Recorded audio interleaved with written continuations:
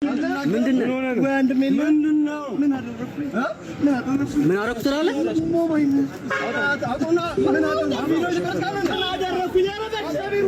አራት ኪሎ ያበቀለችው አቡሽ የቤት ስሙ ነው ዝናጭ ነው እሱ በልጅነቱም የዘጠናዎቹ ትውልድ የፎቶ አነሳስ ሰለባ ጎበዙ ተማሪ ህይወትን ለማሸነፍ ብዙ ውጣ ውረዶችን አይቷል አራት ኪሎ ማስቲካ አዟሪው ያን የደገፈችውን ሊስትሮ ዕቃ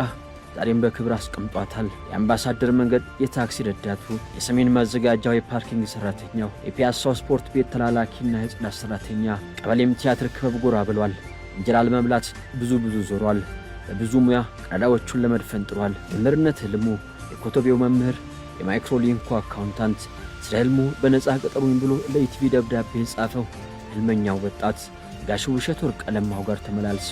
ስለማስታወቂያ ብዙ ልምድ ቀስሟል ስለ እናቱ ቢያወራ የማይሰለቸው የዋት መልኳን ግርማ ሞገሷን ዘበናይ ነበረች እኮ ሰላምዬ እኔን ያላባት ስታሳድግ መልኳን ያጣች እናቴ ይቿት የኔ ጀግና የዋት በስድስት ወሬ ከጉልበታ ላይ አውላኝ ጉልበቷን ያጣች ብሎ ዛሬም ጥሏት መውጣት ዳገት የሆነበት በ60ኛ ልደት በዓሏ ላይ ሰርፕራይዝ ያደረጋት ካባ ደርቦ ዳግሜ ሞሸራት አበባ ያስበተነላት በርካቶች በታደሙት ዝግጅት በእንባ ያመሰገናት እጁን ነክሶ ስለሷ በእንባ የተናገረ ሶፊ የእናቱ ልጅ የባቡል ኬሩ የበጎ አድራጎት ድርጅት መጀመሪያው ጎብኚ ጋዜጠኛ ስለ በጎነቱ በወረቀት የተመሰከረለት ታዋቂ ሰዎችን ወደዚህ ደጅ የሰበሰበ ስለ መልካም ስራው ተቆሞ የተጨበጨበለት ጋቢ የሚደረብለት አምባሳደሩ የሙያችን ተምሳሌታችን ኢቲቪ ገብቶ ህልሙን የኖረ የኢቲቪን በር ከፍቶ የገባ ኮምፒውተሩ ላይ ቁጭ ብሎ ሳለፈበት እንጀራ የጎለጎለ በመረጃ ራሱን ለማብቃት ጥረት የሚያደርግ ህልሙን ለመኖር ብዙ ውጣ ውረዶችን ያለፈው ልጅ ዛሬ ህልሙን እየኖረ ነው የቲቪ ስቱዲዮ መመላለሻው ነው የእሁድ መዝናኛ ወንበር የሚጠብቁት ባለ አስተማሪ ታሪክ ባለቤቱ